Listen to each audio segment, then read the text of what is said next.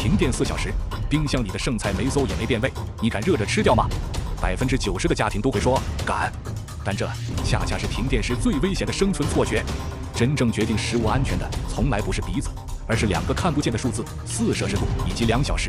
本期世界探索站为你独家揭秘：停电72小时内，冰箱里的食物会按什么顺序失手？最后又能留下什么？为了看清这场微观战役的走向，我们设定一个基准场景：停电前，冷藏室4摄氏度，冷冻室零下18摄氏度，室外是炎热的夏季。现实中的升温速度会受冰箱型号、食物数量、室温和开门次数影响，因此，接下来的时间轴并非精确预言，而是一次基于最坏打算的保守推演。第一阶段，停电0到4小时。停电刚发生时，最重要的不是抢救食物，而是绝对不要开门。只要保持冰箱门紧闭，冷藏室的冷空气通常能勉强支撑4小时。如果因为好奇反复开门去确认食物状态，放跑的冷气只会加速腐败进程。如果预判停电将超过4小时，此时该做的是立刻准备冰块、冷冻冰袋或保温箱，而不是等温度失控。第二阶段，停电4至12小时。第4个小时是冷藏食品的生死分界线，冷藏室正式失守。第一批阵亡名单是剩饭剩菜、肉、鱼、蛋、奶、软质乳制品以及切开的瓜果蔬菜。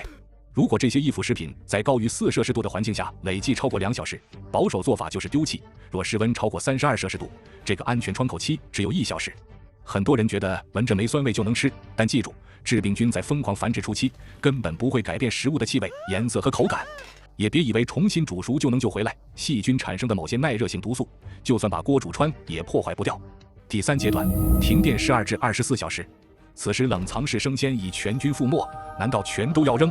不，完整未切开的果蔬、面包、饼干、花生酱、果酱、腌黄瓜、芥末、番茄酱及部分高盐调味料，凭借低水分和高渗透压，暂时拿到了免死金牌。与此同时，冷冻室会出现巨大的物理学分化，装满的冷冻室食物彼此紧贴，宛如一个能互相保冷的超级冰块，而半满的冷冻室空气间隙大，升温更快。到第24小时，半满的冷冻室已触及安全时间边界。此时判断食物好坏，别只看包装外是否有水，只要食物内部仍有冰晶或温度还在4摄氏度以下，通常都可以重新冷冻或立即烹饪，只是口感会有所下降。第4阶段，停电24至48小时。第24小时后，半满的冷冻室成为第2批失守区域。肉类、海鲜和冷冻熟食一旦完全解冻，且在高于4摄氏度的环境中停留过久，就应果断丢弃。到第48小时，装满的冷冻室也抵达了安全窗口的终点。此时不能对整台冰箱一概而论，必须逐个检查包装，还有冰晶吗？温度是否还在4摄氏度以下？是否被生肉汁液污染？只要无法确认，就绝不要靠气味去猜测。第3批失守的正是这些失去冰晶、温度不明的冷冻食品。终局，停电72小时。第72小时，曾经满满当当的冰箱里，真正可靠的只剩下不依赖低温的食品：完整果蔬、面包、花生酱、果酱、腌制调味品，以及原本就能常温保存的未开封食品。至此，停电72小时的失守顺序可归纳为4层：第1层，冷藏室里的肉、蛋、奶、剩饭和切开果蔬；第2层，超过24小时的半满冷冻室；第3层，超过48小时且完全解冻的满冷冻室。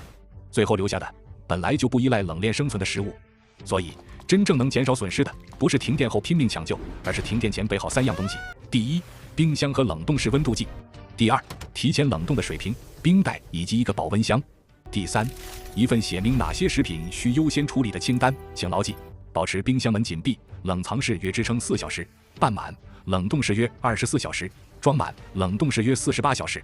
当无法确认温度时，千万不要拿自己的身体当食品检测仪。